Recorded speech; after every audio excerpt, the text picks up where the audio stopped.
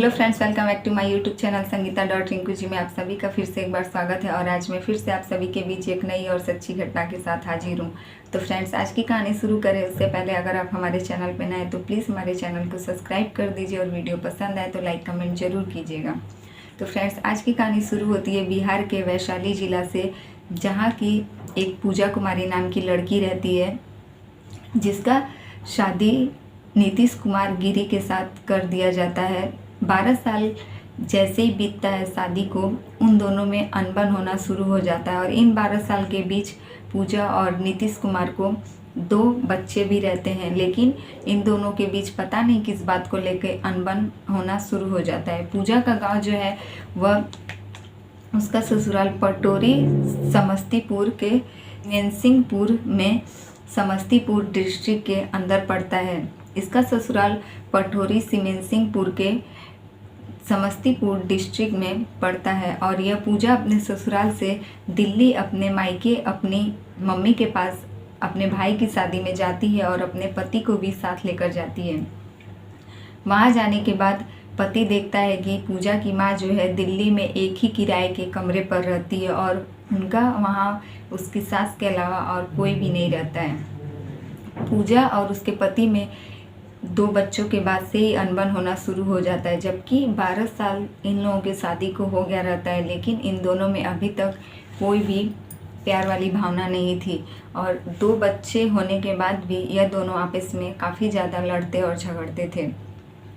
पूजा जो है काफ़ी अलग किस्म की लड़की थी। यह दिन भर अपना फ़ोन में ही अपना टाइम पास करती थी और अपने फ़ोन में इतना ज़्यादा पासवर्ड लगा कर रखती थी कि उसका पति अगर उसका फ़ोन छूता तो भी सारे व्हाट्सएप, फेसबुक, इंस्टा पर वह लॉक लगा कर रखती थी, ताकि उसका पति उसके फ़ोन में कुछ देख ना पाए, कुछ चेक ना कर पाए। जो नीतीश कुमार था, यह बेचारा काफ़ी सीधा साधा था, अपनी पत्नी को ज़्यादा कुछ नहीं कहता था। यह अपने दोनों बच्चों से भी काफ़ी ज़्यादा प्यार करता था। लेकिन जब यह पूजा के साथ उसके मायके पहुंचा दिल्ली, वहाँ एक कमरे में ही छोटे से घर में पूजा की माँ जो थी वह एक ही बेड पर यह तीनों लोग सोते थे रात को।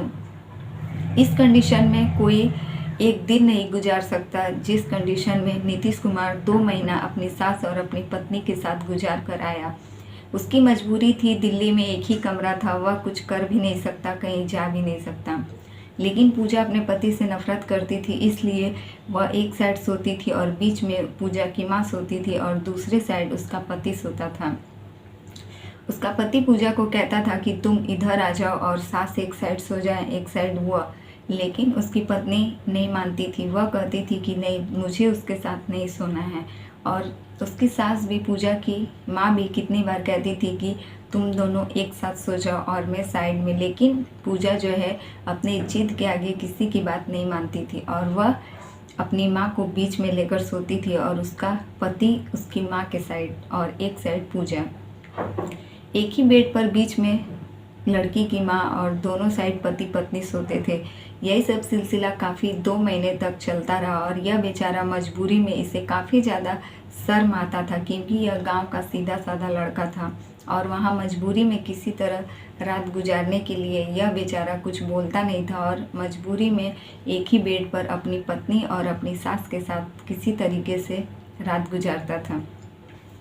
तब एक दिन अचानक जैसे ही सुबह वह छत पर बैठा हुआ था, उसके ससुर, उसकी सास और उसके साला और साली सब लोग अचानक पता नहीं कहाँ से आए और उस पर सब लोग उसके साथ वह लोग मारपीट करना चालू कर दिए। उसकी नीतीश कुमार की सास, ससुर और उसकी पत्नी तीनों मिलकर छत पर आए और अचानक उसको दोपहर में ही मारना शुरू कर दिए। लास्ट में उसकी सास जो है उसको छत से धक्का दे देती है और वह बेचारा नीचे गिरता है, जिससे वह बेहोश हो जाता है और उसके हाथ पैर में कुछ चोटें आती हैं। जब उसको होश आता है तो उसकी पत्नी कहती है कि तुम कौन हो, मैं तुम्हें नहीं पहचानती।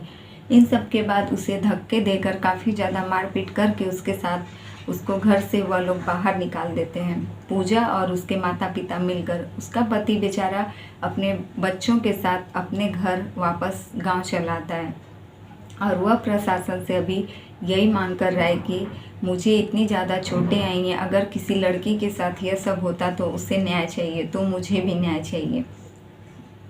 लेकिन पूजा का पति इतना सब कुछ होने के बाद भी वह अभी भी अपनी पत्नी से काफ़ी ज़्यादा प्यार करता है और अपनी पत्नी को अपने साथ ही रखना चाहता है। यदि पूजा सब कुछ भुलाकर अपने पति का साथ दे तो वह अभी भी अपनी शादीशुदा ज़िंदगी में आगे बढ़ना चाहता है और अपने परिवार के साथ रहना चाहता है।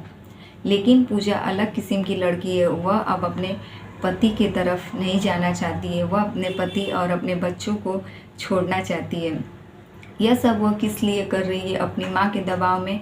ऐसा अभी उसके पति का कहना है कि उसकी माँ का भी कुछ ठीक नहीं है, उसकी माँ भी कुछ अलग किस्म की है और अब उसकी लड़की भी उसी के साथ रहना चाहती है और अपने पति और अपने बच्चों को छोड़ना चाहती है।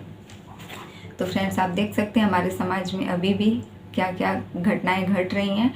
और यही रही आज की कहानी। कहानी अच्छी लगे तो प्लीज़ हमारे वीडियो को लाइक और शेयर ज़रूर कीजिएगा और हमारे चैनल पे नए हैं तो प्लीज़ हमारे चैनल को सब्सक्राइब कर लीजिए। फिर मिलेंगे ऐसे ही दूसरी सच्ची घटना के साथ। और हमारे समाज की कुछ औरतें आज भी अपनी शादीशुदा ज़िंदगी बर्बाद कर दे रही हैं। शिक्षित होने के बावजूद भी वह लोग पता नहीं किस गलत राह पर जाकर अपनी शादीशुदा ज़िंदगी को बर्बाद कर ले रही हैं और अपने पति से अलग हो जा रही हैं और वह कहीं की भी नहीं रह रही हैं। हमारे समाज में आए दिन इतनी सारी घटनाएं घट रही हैं, उसके बावजूद उन लोगों के आंखों पर पता नहीं किस चीज़ का पट्टी बंधा हुआ है कि वह लोग जो है अपनी शादीशुदा ज़िंदगी इस तरीके से अपने हाथों से वह लोग बर्बाद कर दे रही हैं।